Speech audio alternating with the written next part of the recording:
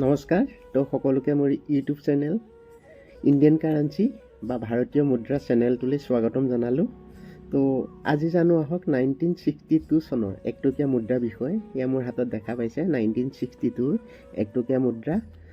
তো ইয়াক ক'ত বনোৱা হৈছিল, ইয়াৰ মেটেল কি আছিল, ইয়াৰ চাইজ কিমান, ইয়াৰ শ্বেপ কি, ইয়াৰ বৰ্তমান সময়ত মূল্য কিমান, এই সকলো বিষয়বস্তুৰ ওপৰত আপোনালোকৰ লগত আজি আলোচনা কৰিম। তো ভিডিঅ'টো চাওক। ভিডিঅ'টো যদি ভাল লাগিছে লাইক কৰিব, কমেণ্ট কৰিব। মোৰ চেনেলটো যিসকলে নতুনকৈ চাই আছে ছাবস্ক্ৰাইব কৰি ল'ব আৰু যিমান পাৰে সিমান শ্বেয়াৰ কৰিব যাতে সকলোৱে গম পায় এই বিষয়বস্তুটোৰ ওপৰত। মই এজন কইন্স কালেক্টৰ, তো ইয়াৰ ওপৰত মোৰ বহুত নলেজ আছে। তো সেইটো হিচাপতে মই আজি আপোনালোকলৈ এই কইন্সটোৰ বিষয়ে আলোচনা কৰিবলৈ আগবাঢ়িছোঁ। এই কইন্সটো বনোৱা হৈছিল 1982 চনত কালকাতা মিণ্টৰ দ্বাৰা। এয়া চাওক চনটোৰ তলত 1982 তলত একো চিন মকাম নাই, মই স্ক্ৰীণত দি দিছোঁ। মিন মাৰ্ক, কালকাতা মিণ্টৰ কইন্সৰ মিন মাৰ্ক একো নাথাকে, গতিকে ই কালকাতা মিণ্টৰ দ্বাৰা বনোৱা এটা কইন্স হয়। ইয়াক কালকাতা মিণ্টৰ দ্বাৰাই বনোৱা হৈছিল 1982 চনৰ একটকীয়া মুদ্ৰাবোৰ।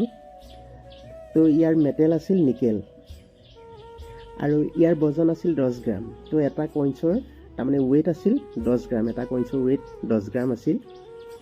তো ইয়াৰ চাইজ আছিল 28 mm আৰু ইয়াৰ শ্বেপ আছিল চাৰ্কুল। শ্বেপ মানে ইয়াৰ মই দেখাই আছোঁ, চাওক ইয়াক শ্বেপ বুলি কোৱা হয়, এইটোক এই ৰাউণ্ডটোক শ্বেপ বুলি কোৱা হয়। ইয়াৰ শ্বেপ আছিল চাৰ্কুল। 1982 চনৰ একটকীয়া মুদ্ৰা, বৰ্তমান সময়ত ই এটা স্কেয়াৰ কইন্স হয়। তো আপোনাৰ হাততো যদি UNC কণ্ডিশ্যনৰ একটকীয়া এটা মুদ্ৰা থাকে 1962 চনৰ, তো ইয়াৰ মূল্য 300 টকা। সঁচা কথা, ইয়াৰ মূল্য 300 টকা।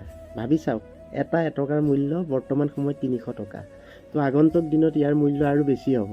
তো আপোনাৰ লগতো থাকিব পাৰে এনেকুৱা কইন্স, আছে যদি ভালদৰে ৰখাব। আগন্তুক দিনত ই আৰু আপোনাক দুগুণ পইচা দিব।